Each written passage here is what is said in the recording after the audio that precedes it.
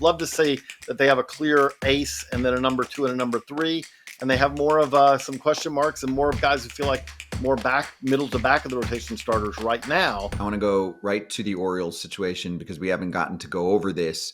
Once they signed Ramon Laureano, I started to feel a little bit weird, JJ. I feel like they've had a weird offseason. I felt like they had a super weird trade deadline. We kind of bashed them on foul territory, and we were right. It didn't work out for them.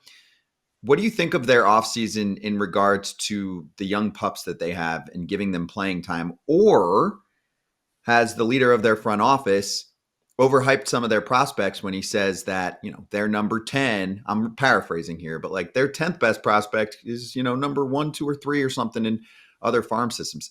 Is that still the case? What am I missing here? And I didn't like the signing. Let's put it that way. I know Laureano's not a ton of money, 1 year, $4 million, but talk me through, their layout if their prospects start to hit.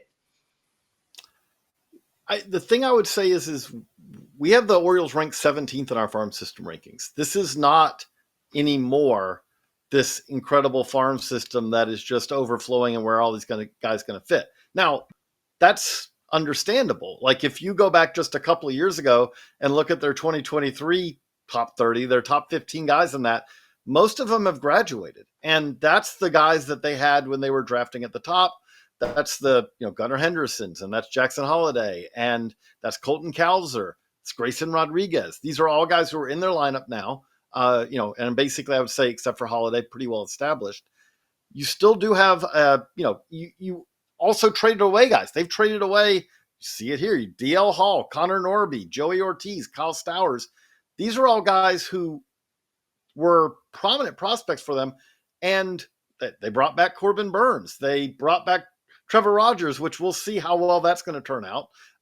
But the thing I would say about all of this is, at this point, they still have a couple of truly elite prospects. We're going to see, when Samuel Basayo is ready and how he fits in, whether that's as the number 2 catcher who kind of splits time with Adley, or as a catcher DH, or as a catcher DH first baseman, or outfielder, or whatever. But he's a top-tier prospect. Kobe Mayo knocking on the door, top-tier prospect. Heston Kjerstad, let's see how he fits into this group of many outfielders, because at this point with Kjerstad, the time is now. I don't think that there's any future plans. I mean, whatever you're getting out of Kjerstad, he's pretty much as big league ready as he's going to be. But Geoff, when I look at this, the real question is they're going to get Kyle Bradish back at some point, but the questions I think to me are more than anything are on the pitching side. And I don't think that they have premium prospects if they're going to swing a big trade now or at the deadline without including a couple of those names we just mentioned. I think that's what it comes down to. There's a ton of assets here. At this point, you sort of got to, narrow it down, turn 2 or 3 players into one, 4 players into one. That's Dylan Cease that's out there, and you feel like there's a deal to be made. Move some of these prospects, some of these younger players, even some of the young major leaguers, maybe in the outfield. It could be a Kjerstad, as you mentioned. It could be a Kobe Mayo, even Basayo. I don't think right now anybody should be off the table for the Orioles. They've fallen behind some of the other teams. We just talked about the Red Sox.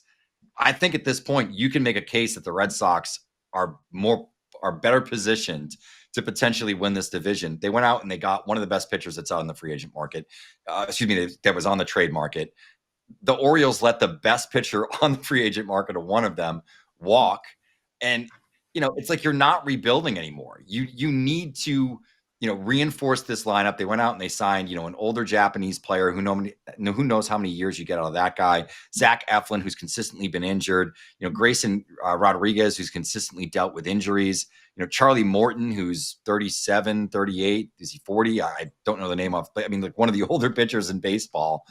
I understand going out and getting the veterans. I understand going out and getting Tyler O'Neill to replace Santander. Fine.